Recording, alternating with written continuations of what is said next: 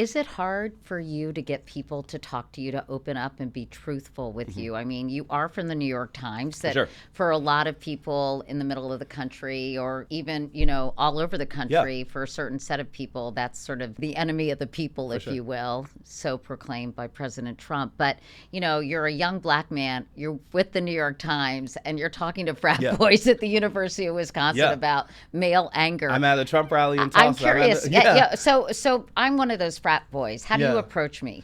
Well, the first thing I try to do is tell you why I'm there and be really open and kind of vulnerable about the process and tell you, the reason and framework that kind of brought us to it. And oftentimes, I think when you acknowledge people's concern, like I don't think I'm owed anyone's time. I don't think I'm owed anyone's voice or their beliefs. And I kind of acknowledge the ways in which I understand they would be skeptical by it too.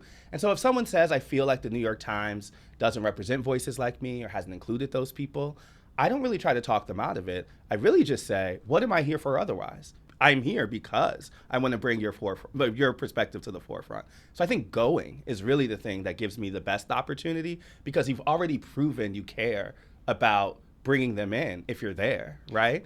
And then the other thing I think about is I don't really feel the need, I don't feel the need to talk people out of their media distrust. I sometimes empathize with their media distrust, and it really wasn't kind of Trump voters or conservatives that taught me that.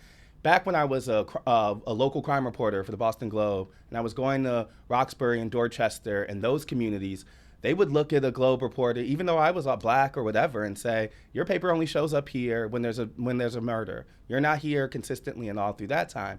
And so I actually really empathize with that viewpoint. But I would also argue, I remember then saying, you're going to want an empathetic record of what happened today. You're going to want facts and accuracy about what is going on. And you were going into the worst day of people's lives all the time. And so that was really my training in terms of learning how to try to create trust. But I really think it's not like a science more so than it is. I try to be honest. I try to be understanding. And I think audio helps too, because I don't have to tell them I'm just picking a quote here or there, right? They get to be a more full person and they hear that personhood reflected.